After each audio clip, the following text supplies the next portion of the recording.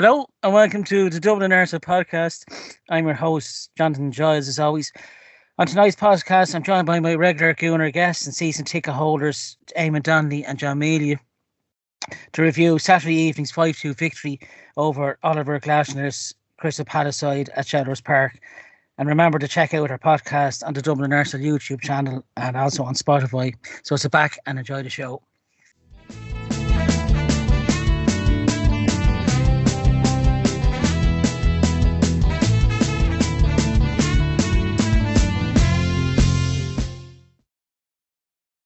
As I said, as always, my guest first of all, Eamon Donnelly. How are you, pal? Evening, Jonathan. Evening, John. I found out why Rudolph got a bad school report card. He went down in history. I found out as well. Santa's favourite pizza, deep pan, crisp and even. We're all good. We're in the festive spirit now, you know. I see Eamon is sporting his festive jumper there, the old Gooners Arsenal jumper. The bruised banana, yeah. Lovely. It's a nice touch. And lovely. He's I see he's waiting in the Highbury again. I'm also joined by John Melia, who's down to wash his hair after the show. How are you, John? Not too bad, Johnny. Not too bad. It's great to have two festive Gooners on. That's for sure. 2 days before Christmas. There's We're like the Mitchell brothers out of EastEnders on the screen here. Sorry, Ross. Yeah, right there. So big. Yeah. Anyway, John has a look of old Phil Mitchell off him there. Yeah, he's getting that old soul. Young.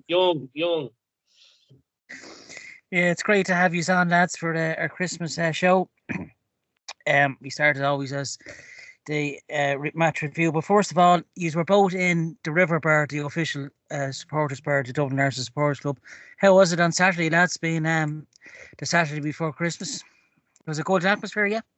It was nice to meet up before Christmas and just pass on the best wishes to everyone that was there. There was a nice crowd in, not a huge crowd, but a nice crowd. Yeah. And there was a good atmosphere, and everyone had in a good mood, and obviously the results just helped that along. Yeah, so it was nice to see everybody before Christmas and wish them all the best. And I saw Martin stumbled and Derek, in fairness, it's some great kind of stuff with the interviewing people and the microphone. And then a lot of it's been up on TikTok and all sorts of forums. There's people in the UK contacting me saying they saw it. I don't know how the hell they did, but yeah. It's funny. Like, I can remember doing the interview before the game, but I'd forgotten completely about the interview after the game. That might be something to do with them. Alcohol? Arthur Guinness, yeah. But look, you know. Yeah, see, your lad was on from Essex as well, Martin, interview before the game as well. So, yeah, it's a really good idea, the pre-match, because after the match, you could get a variety of responses. It's a good sign Eamon doesn't remember it, anyway. That's what makes it all the better.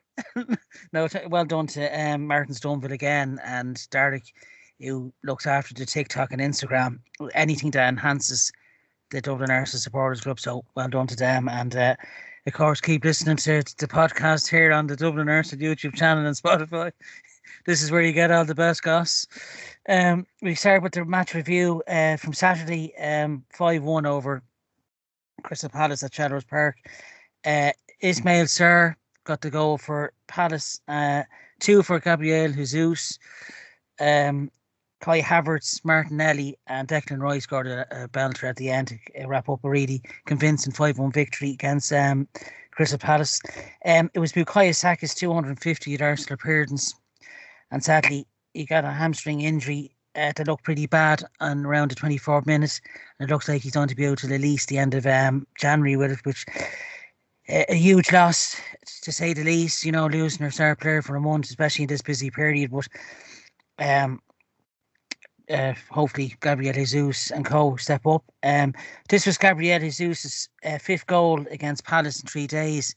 He scored a hat-trick, of course, in the League Cup during the midweek game, where we play Newcastle United in January and February respectively.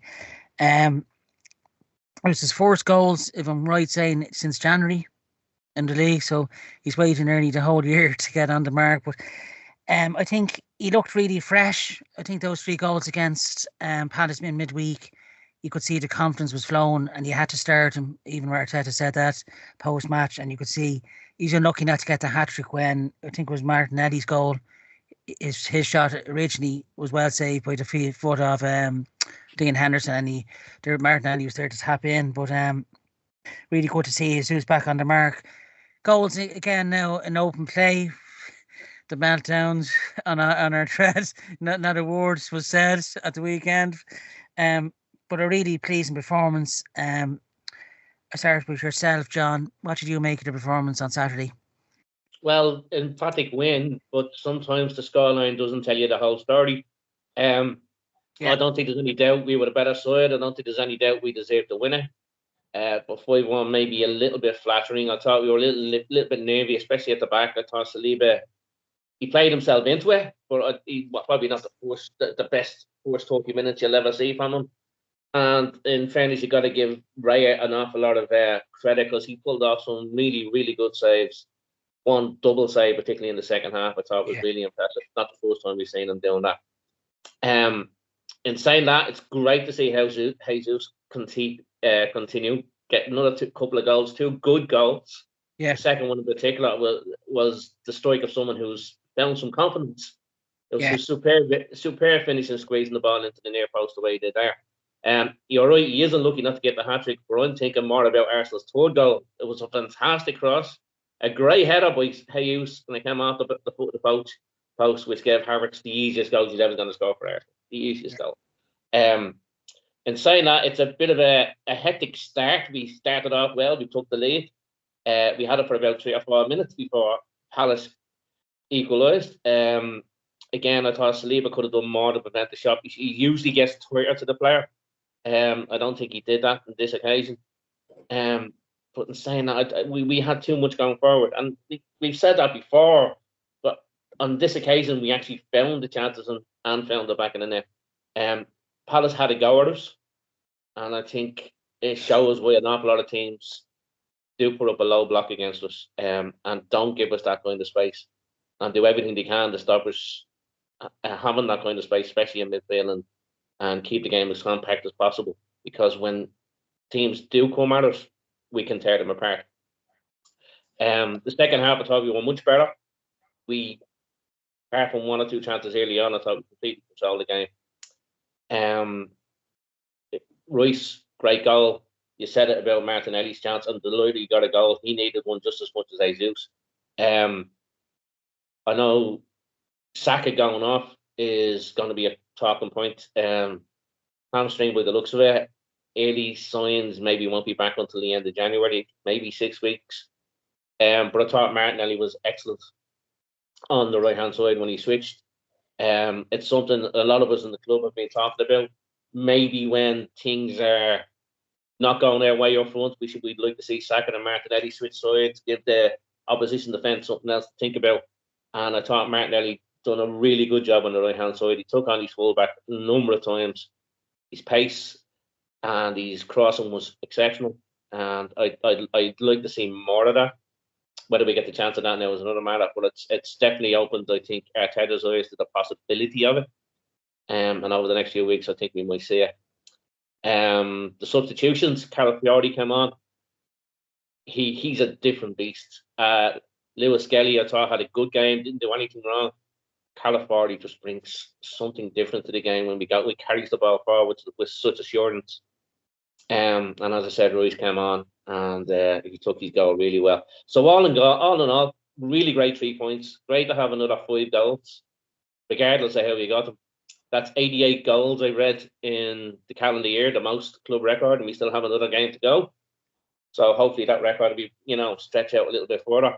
The only sour points would be Saka's injury, and that's something we keep our fingers crossed that it's not as serious as I just said. So it was quite just on that point, with Bukayo Saka's injury, John.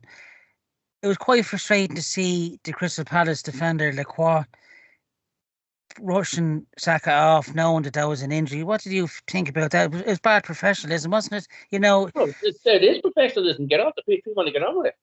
Saka's trying to slow the game down. You know, okay, give the players a breather. Give the coach a chance to get his substitution ready. Give the team a chance to get the shape reset. They're both being professional. Saka's trying to slow the game down to give us the chance to reset, and he's trying to get him off the pitch so Palace can take it. John, you know, it was 2-1 at that stage, and Palace were, you know, Palace are still in it. Yeah. What did you think as well, briefly, before bringing Eamon as well, John? Particularly that fifth goal. It was around the 85th minute mark for the Declan Rice goal. How impressed were you to see Gabriel Jesus chasing that ball down to make that chance? You know, you could see the enthusiasm in him, couldn't you? From the the first half against Monaco, I thought he was really good. He looked a little bit more like himself. He should have had a couple of goals, but his movement and his link-up play was much more the Jesus of old. Yeah. And the second half against Palace, he just in the cup match during the week, he was outstanding. He was unmarkable. They didn't know what to do with him. And he was, again, today, they didn't know what to do with him. So, but he's hungry now. You can see it in him. So it's coming at a nice time for Arsenal, at a time when, as Eamon said just before we came on, a lot of critics complaining about their lack of strength up front. A fit Jesus could answer an awful lot of those questions. But I'm delighted for him, and long may it continue. Yeah, Eamon, before I bring you in for the league review, you know, from the match on Saturday, how impressed were you with that hat-trick on Wednesday evening? We didn't have a show, of course. How impressed were you? Did you see that hat-trick coming from Gabriel Jesus on Wednesday evening against Palace, Eamon? Well, when you go back to pre-season, when Arteta said he came back a different beast in terms of his body and all of that, and he got injured. And then Kai Havertz then started playing the way Kai Havertz at his best was playing. Saka was playing worldly stuff. So there wasn't just room to get him in the team. And against Monaco, and Ozzy covered this, there was some nonsense on the thread about how bad is Jesus and all that type of stuff. I thought he was terrific against Monaco. But as I said, he was putting his boot through the ball so as you wouldn't be accused of, you know, not going after it. Whereas a confident player passes the ball into the net. And you can see, like, it wasn't only the fact that he scored a hat-trick. If you look at the first goal, the way he had the courage to just lift it over the keeper the way he did. If he'd have missed that, everybody would have been saying, what is he doing? Yeah. Surely he should have put his foot through the ball, right? Yeah. That goes in and that changes everything. Because he side-footed the other two in with precision. And then again, the two finishes on Saturday gone, like both side foots, both, you know, with precision, a confident player. And I know from playing the game, I played the game at a decent enough level. When you're confident, the ball is your friend. And every time you make contact with the ball, you think the outcome that you want is going to happen. You believe it's going to happen, right? When you're not confident, it's completely the opposite. You almost feel as if one foot's going to trip over the other foot's shoelaces, you know, and that's just the way it is. It's a psychological thing. Psychology is a big part of football and any sport. And that's a man with confidence now. And if he can, like, he was a menace all day on Saturday. That's why he was chasing that ball down.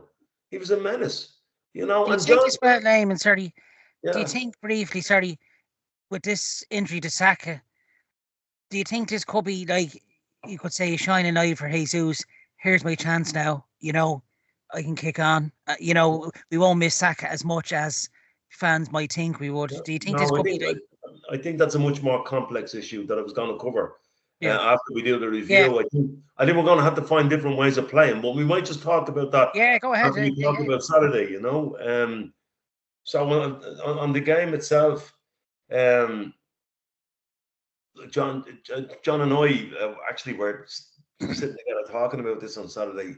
When we played Fulham and Everton, particularly Fulham, I said that the performance was far better than the result. On this occasion, the result was far better than the performance, right? And what happened was we gambled on Saturday. We gambled. We left the base of our midfield a bit light. We deliberately tried to get overloads in their box. And the overload, guess who was the overload most of the time, was none other than Gabriel Jesus. That's how we got the first goal. He was an overload. Even for the set piece, he dropped into a pocket as an overload, right? So we made a plan with the midfield that we picked that we were going to get into their box. We knew Isaiah wasn't going to be playing. We probably thought they're probably going to try and go over us. So therefore, we're going to overload their box and not let that happen. Now, as it happened, Palace played with a much higher press than we would have expected. In fact, they almost played with 3 up top, nearly 2 number 10s and a striker, and they put us under pressure. But we took a gamble, and the result of that gamble was that Partey got a little bit overrun at the base of the midfield, which was the source of their equaliser. But that happens when you gamble. Like, if you expect a team to play a low block and you keep doing the same things that bring us to a 0-0 draw and have everybody, kind of frustrated, you've got to try different things. And the gamble was a brave gamble, right? And it paid off. I think Saliba must have been watching that John Travolta movie Face Off, because I actually think it was Mustafi. I think it was Mustafi with Saliba's face on that was playing. He was terrible. Now, John is right. He did play his way into it. But he was so sloppy. It was unbelievable. He didn't get close enough to Sarri coming in. He shanked a few balls that was like me playing pitch and putting the Talca Lodge. But, just a couple of other things. What happened then was, after we saw Raya making the few saves, we decided to stop the gamble at 3-1 and said, right, we don't need the gamble anymore. We've gambled, we've got our goals. And Declan changed everything when he came on. He changed everything because he controlled the middle of that pitch. We didn't get overrun in the midfield. And in fact, in fairness, they'd given a lot with their press and they got leggy, right? And we just controlled the game to a canter. But look, I'm surprised that, for Saliba's mistake, that Kivior wasn't blamed, even though he wasn't on the pitch, because everybody blames Kivior for everything now, But anyway. Kivior says, thankfully, it's not me this week. Yeah. As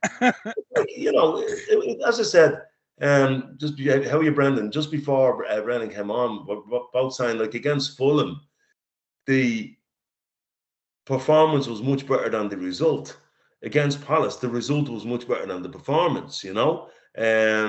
We gambled, and we gambled to create chances. We overloaded players in their box. It paid off, and at a point in time, we had the good sense on an hour to say, right, gamble's over. We're getting control of this game. And really, the last half hour, it wasn't looking through your fingers. We just controlled it. Yeah. I'm also. And one other thing that we did. One other thing that we did, guys, was, and it's something that's music to my ears.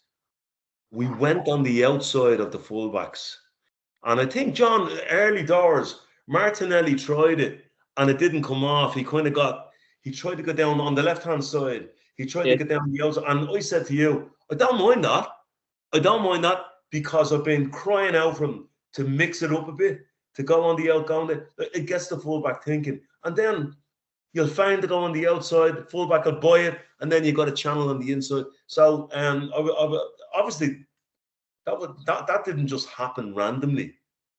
Yeah, that was worked on, So anyway, great result. Reasonable performance. Briefly, sorry, Eamon, before bringing Brendan Boyle, who's joined us a bit later, he couldn't get into the link. Thanks for coming on, Brendan. I'll come to you now in a second, but how pleased were you again, Eamon, with our young gunner, Miles Skelly? Pleased with his performance? I'm very pleased with his performance, yeah. But again, I don't want to do this bright, shiny new toy thing. He's very, very good. He's a lot to learn. But the thing I like about him most is his ability. Two things: his ability to get out of trouble. Yeah. And then he sees a pass, right? Yeah, he can. Yeah. And he's very good. But let's not hype the young lad up. You know, he's a lot to learn, but he's certainly going in the right direction. And this guy, in my view, once his head is right, because at that age it has to be, he has all it takes. You know. Yeah, he doesn't look out of place as well in the Arsenal 11, that's for sure. Great to have you on, Brendan Boyle, a real Christmas cracker we brought onto the show this week. Brendan, a double now over Crystal Palace 3-2 in the League Cup, and then of course 5-1 on Saturday. First of all, how pleased are you to see Gabriel Jesus scoring again, Brendan? Well, I'm just happy to see anyone scoring, to be honest. So the goal come from, but no, to be fair, he's looked a player bereft of confidence and just not doing anything. Every time he's come on, he just tries a little bit too hard and doesn't really. He's not really where he could be, and yeah, so fabulous. 5 goals in 2 games, just brilliant. And that's like throughout his career, he's been a player that's been up and down with confidence and stuff. That especially with Brazil and even Man City and stuff. Like I think he said, like Aguero was, really weighing on his confidence when he was at City and stuff like that. So look, anything that helps us, and obviously if he's confident, he's whacking in some fabulous goals. So yeah, delighted for him. Long may it last. And obviously with the injury to Saka and Sterling, he's going to be needed more, and he's going to be needed at the top of his game. Yeah. It's just this fixture congestion. You're going to get injuries to your big players. Yeah. What was your take on the overall performance of the match, Brendan? To be fair, I thought we started well, and then we gave them too many chances, really, and like they equalised, and then we went back up. It was nip and tuck for a long while, and we go defensively. I thought we looked really suspect, especially at centre half, and I think we allowed them to run straight through our midfield, and showed I thought we really missed Rice. Yeah, that was my biggest concern. I know. Like Saliba made a few errors, and I think maybe I caught the end of Eamon talking about that. Raya made some really good saves, but again, I think there was a massive gaping hole through the middle of our defence, and Palace exploited it. So that was a concern, because obviously we conceded 2 goals at home to them as well. But you score 5 goals away from home, you win 3 again. It's the result that matters. The performance, you can put it to the side a little bit, but again, I just thought Mateta in the 2 games bullied us. Yeah. Especially Kiwior. I don't think Kiwior had much protection with Timber in there. I know when the 2 boys, Saliba and Gabriel, came in, they struggled against him. So again, it's not often you beat the same team twice in a week, which I assume probably has been picked on previously. So yeah, I'm happy. Yeah, Brendan, just to put the point you were making, I think I made a point that probably speaks to what you were saying about how they ran through our midfield. You see, we gambled on Saturday. We gambled to get going forward and to get an overload in their box, and the overload was usually Gabriel Jesus. And the flip side of that was Partey was kind of isolated at the base of the midfield, and that's what the point I was making. On an hour, when we were 3-1 up, we just said, right, the gamble's over now. Declan, get in there, and he changed everything, I agree with what you're saying there, but while you're playing an inverted fullback, Partey shouldn't be isolated as much as he was. So if you Lewis Skelly in there, I know he's only young, or even Timber in there, they should be sort of squeezing that middle area, so you're not as isolated. So it was just a little bit of a concern. I know we gambled, and I definitely saw that, but But yeah, if you can gamble and win 5-1, doesn't matter if like the goalkeeper's on fire. 2 centre halves are normally, can stick with anybody. So it's gambling and winning 5-1's a lot better than gambling and losing 6-3.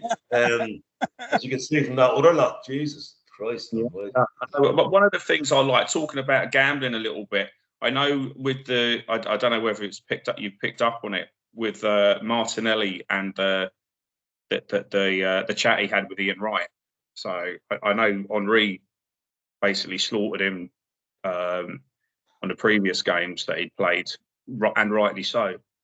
But I've seen Ian Wright has sort of said, has given him a little bit of a fillip, and I thought he played really well. I know it's his other wing, and I heard you talking about him going outside because he is right-footed. I know Arteta wants them all to come inside, but it's something a little bit different. And I think it was picked up on Sky or Match of the Day or something that the defender was all week training for Saka to come inside, only then to be replaced by Martinelli with bags of pace doing him on the outside. As John picked up that goal for Martinelli as well on Saturday, that was a big confidence booster for him as well, Brendan, wasn't it? Definitely. He's another one that needs confidence, and goals. That with Ian Wright, you could see that right was basically, giving him a pat on the back, just saying, go for it. And he was, for a change. He's actually starting to, take his man on. Like, he's the fastest player in the club, allegedly, or thereabouts. And he just passes the ball back all the time. So just get it and have a run at it. Why not? You're only going to get dispossessed. Why don't he listen to us here in the podcast? Everything will be okay. It's a fair point. And as John and Eamon says, David Ray, he made important saves against Mateta in the first half, and then that double save against Ismail Sarr. His agility is just unbelievable, isn't it? The way he recovers, he's up off his feet quickly. He's worth his weight in gold. Really. As Eamon was saying earlier on, when I asked him, how big of a loss, Eamon, like, we know Bukayo Saka is by far our best player, assist-wise, he's top of the league in this season. How big of a loss will he be for this month, if that's what's to be believed? Bukayo Saka is in the top 5 players in the world. So his loss would be a loss to any great team. Yeah. Right? 100%.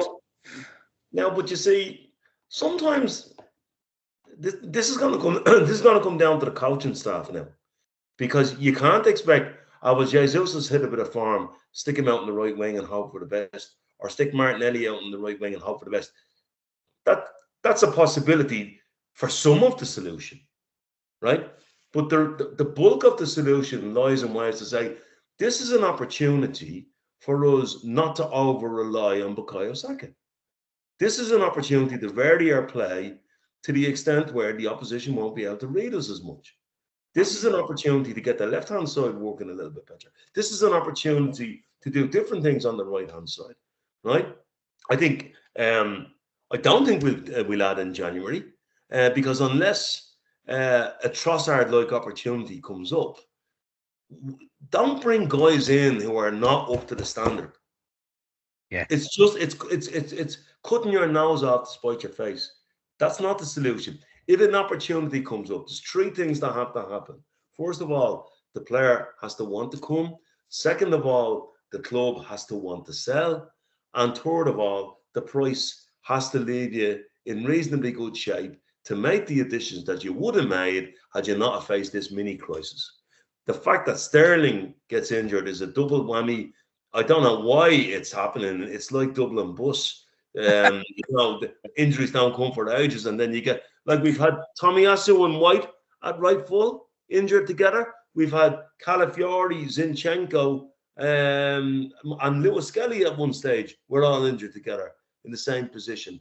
But I think most of the solution will, Ethan Wanyeri will come into that conversation. Yeah. Right? He mightn't come in as a right winger, but he'll come into that conversation. And what I mean by that is that he may play a few more games further forward in a different position, and that we'll be changing the angle of our attack because we don't have a worldie to go to on that side. So it's not just you can't replace Bukayo Saka like for like. You can't do it.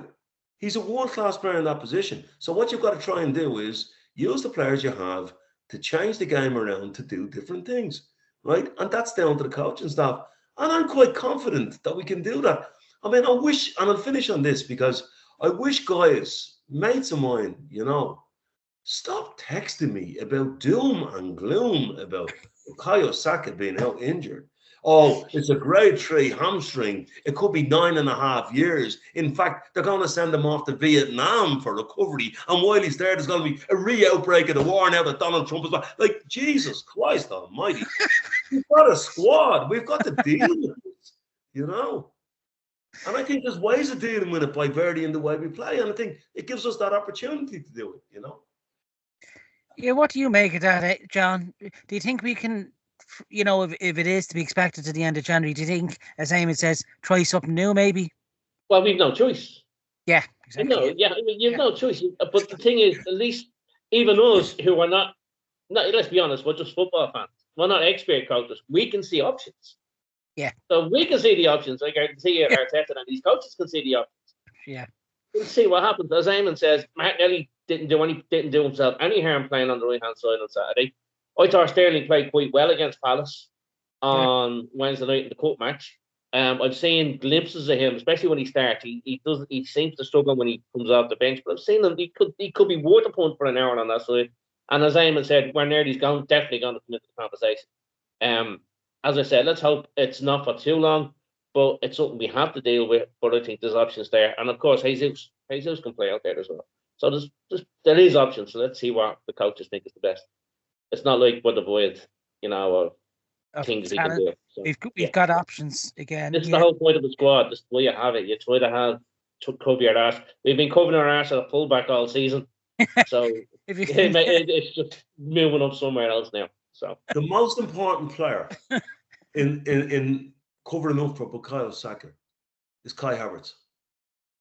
Not because he'll be doing what Bukayo Saka's doing, because he is the one that knits all that stuff together that far up the pitch, right? So Kai Havertz may have to do different things on a different side, or, you know, in a different way. But that's down to the coaching staff. That's why we have a squad. I'm gutted that, I'm gutted for the lad himself, because he, you know, he never gets injured, you know. Now, the only thing I'll say on a positive, the type of body he seems to have, he's a quick healer. You know, you could very well see him back in 4 weeks, even allowing for the 9.5 year projection that I was listening to today. You could see him back in a few weeks, you know. So let's just get on with it, you know. Thanks, David.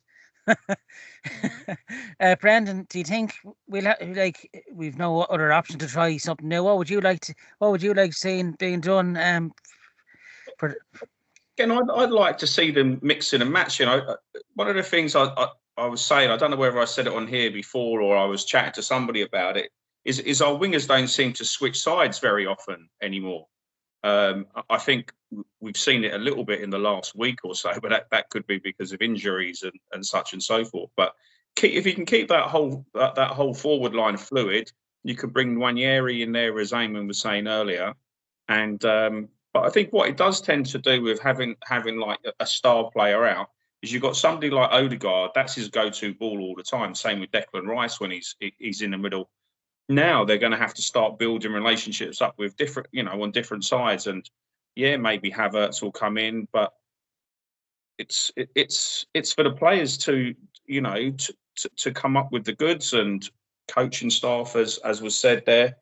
It's these guys that, you know, this backroom staff, they've got to realise that they can't just put all the eggs in one basket. They know players are going to be injured, and I'm pretty sure they were aware that players like Rice and Saka, who played, I think I read it earlier today, 130 games in 2 years.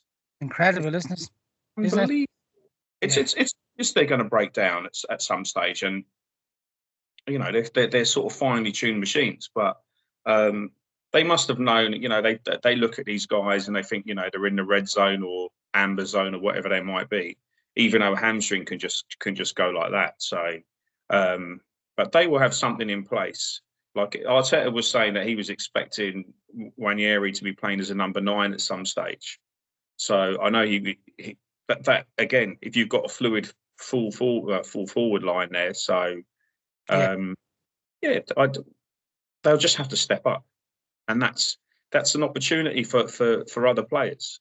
And you've seen that across the years when certain things have happened, and like for example, Ashley Cole came in after Silvino messed up on his passport, and there's stories like that all the way through where you weren't expecting anything, and then suddenly somebody burst onto the scene. And do you remember in 07, 08, one of myself and John's favourite seasons, Diaby got crocked at the start of the season, and Flamini went in beside Fabregas, and they were the best central two in the league that year. Yeah, but that's what I'm saying. It's the squad is good enough. They've got lots of young guys there that can come in and step in, and hopefully they'll have these guys raring to go, and they just have to unleash them. And hopefully he won't be out for too long. But I'd hate to see us over reliant on any singular player. I know we were looking at Ødegaard earlier, and we struggled through without him, not fabulously, but still. And I'd like to think that we wouldn't get caught in the same way with Saka being out for any extended time.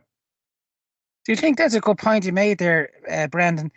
Do you think we're too over reliant on because Saka? Well, hopefully not. So, but I mean, his performance levels are off the charts. Like his goals, his assists. It's nobody does that, and he's still only 23, and he's been doing it regularly for season in, season out. Oh yeah. So I don't. The answer to that question, Brendan, and everybody is: are Liverpool over reliant on Mo Salah? Yes, they are. Yeah, because he's world class. Do you think there's reliant on somebody who's world class? There's another point as well, Eamon. Do you think it's a game overload as well? Do you just think there's too many fixtures now in the season between? Yeah, absolutely. Of course there are. Do you think like UEFA and FIFA, do you think player power, should come in and say, look? No, but you see, like Rodri was the first one to call this out back in September. Step back. Sorry. No, guys are getting 300. No, you see here. No. This is a byproduct of the money that's swishing around in the game. The TV companies are enabling players to earn 300 grand a week, right? And the TV companies call the shots, and they want more football to show on their TV company. And it's an unstoppable. We can't stop it now because the Premier League, in particular the Premier League, has bought into the money go round, right? And now the players are being way overutilized, right? There's too many competitions. They're too long. But the TV is paying for all of that, and that's not going to stop. So, can I jump in there? I mean, have you seen it? There's a couple of German CEOs and presidents that come out and spoken about this, and they basically turned around and said, "Well, if the players want all this money, we have to get that from somewhere, and that's causing more games." And there's a bit of common sense to that. I do think that this World Club Championship. This is FIFA. Look, that's a money grab by FIFA. They're jealous of the amount of money you ain't going to get from the Champions League. They want a piece of the pie, and this is their answer. It's to be honest. FIFA's priority should be the good of the game, which unfortunately over the last 40 or 50 years we can all agree is gone out the window. But I think the German CEOs have a point. If the players want 350 grand a week, and the wages keep going up and up and up, the players, the clubs have to find this money from somewhere, and that's going to fair welfare as well, Brendan, has to come into it as well, doesn't it? Like, they're only human beings at the end of the day as well. I know the wages have to come from somewhere to pay, but common sense has to come into it as well. There's just way too much football, isn't there? Common sense needs to come from everybody, Johnny. But as Eamon said, the TV companies don't care about common sense. They just want that product. They want them. We're paying this much money for football. We want it. They don't care about player welfare. They don't care about fan welfare. They don't care about anything, only profit. Yeah. But that's the world that the players have bought into, and the Premier League is bought into, and the main European leagues are bought into. Yeah. And the thing is there as well, like they can bring these new competitions in, but the club has to actually agree to go into this thing. Like clubs have opted out of the League Cup over the years and stuff like that. You know, they can harp on it all they want about player welfare, but when they come down and they're getting 60 million quid to go into this new World Club Championship, they're like that. Sorry, lads, off you go again. Yeah. Maybe Chelsea's human trafficking policy is very far-sighted, because you would need a squad of 40 players. They saw this coming, Eamon. They were the first to see it. The more football, the more players you need, and it's a vicious circle, and then you end up where we are now. Yeah, because this Club World Cup, they saw a mark with no World Cup or Euros, you know, and it sits nicely in the summer for them, doesn't it? Yeah, it's just, I suppose when you lose your key players, you're always going to have this meltdown. It looked a nasty one on Saturday. You know, it looked, you could, hopefully it's not, as Eamon says, he's quicker recovering. So yeah, he has a strong body, that lad. You know. Yeah. Actually, Brendan, just briefly, I've asked guests the previous few shows, how impressed with you are you of the new boy Miles Lewis-Skelly? Yeah. Again, I caught the end of what Eamon was saying about him. He looks good. He's confident, gets himself out of trouble, and he's a field player playing as the left back. So he's clever, and he's got everything that in his locker that needs to be there for him to be a successful professional football player at a high level. And and he just looks good. Yeah, very, very impressed with him. And he's got, you know, there's no bullshit with him. I've heard him, you know, interviewed a couple of times. He just comes across as a nice, relatively humble young man. So, you know, well done to him. And I've seen pictures of his mum in the stand going hyper when he's come on in the Champions League, stuff like that. So again, he's from a good family, and that obviously helps. And hopefully her, and I don't know if his dad's around or not, but hopefully they seem to have his feet on the ground, and he seems to be in a good place with other teammates, like with Ranieri coming through. They've obviously played together for years, and just keep the conveyor belt coming.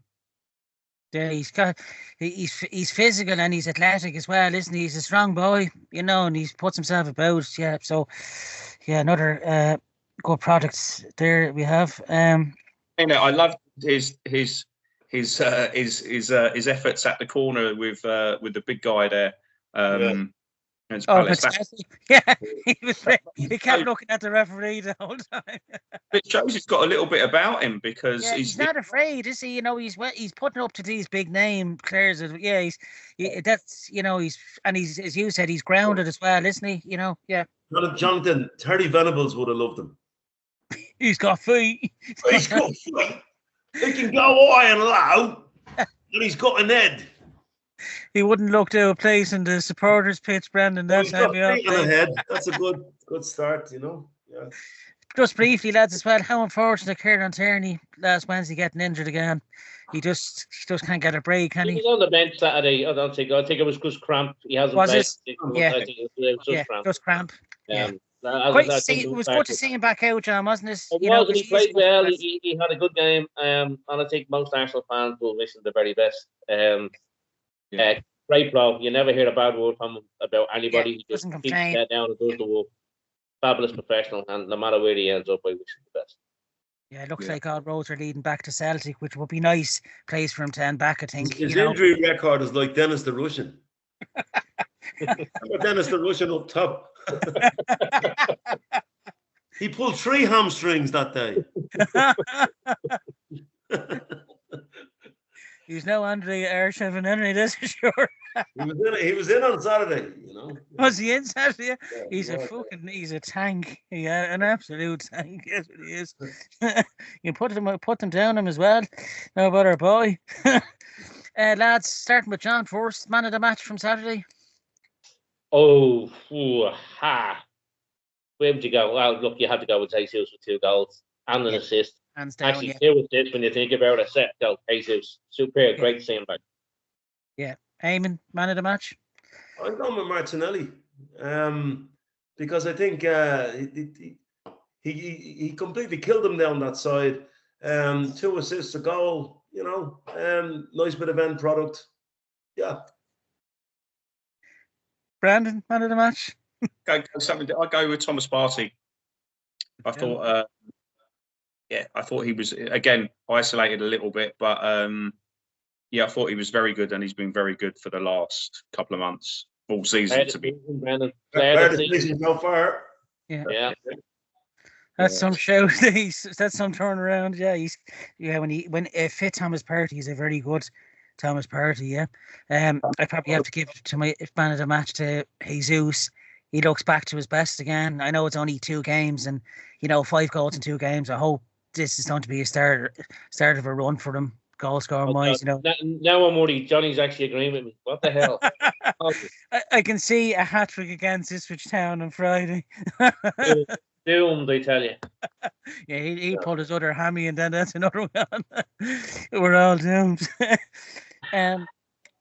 Briefly, lads, would you like anything mentioned about the Dublin Arsenal Supporters Club? I'd like to wish them a happy Christmas and all. Eamon? No. Just I've had enough of that lot. sounds like Paul Brown. Paul Brown sent a picture of this is something that's worth a mention.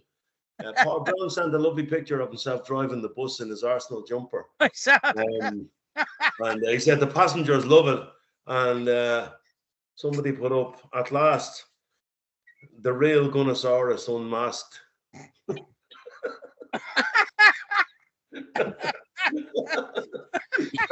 Your arms.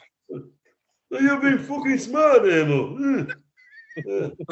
Listen. That's the best thing Eamon has said over the 12 months. Listen. How dare you say that about our beloved chairman? Our esteemed chairman. Gunnosaurus Brown. No, look, we said it. The committee in the club is first class, and it really was. I know the result always helps, but it really was a pleasant evening in there on Saturday. It was great. So we all wished each other well then. So it was good. It's very well done. The way he's laid out. And in fairness to Stumble, he's the only Austrian that actually laughs when you call him Fritzl. Who doesn't get offended? That's how forgiving he is, He's a gentle judge. He's a great lad, Martin Fritzl Stumble. I mean, he even said at one stage, that's why the club meets in the basement.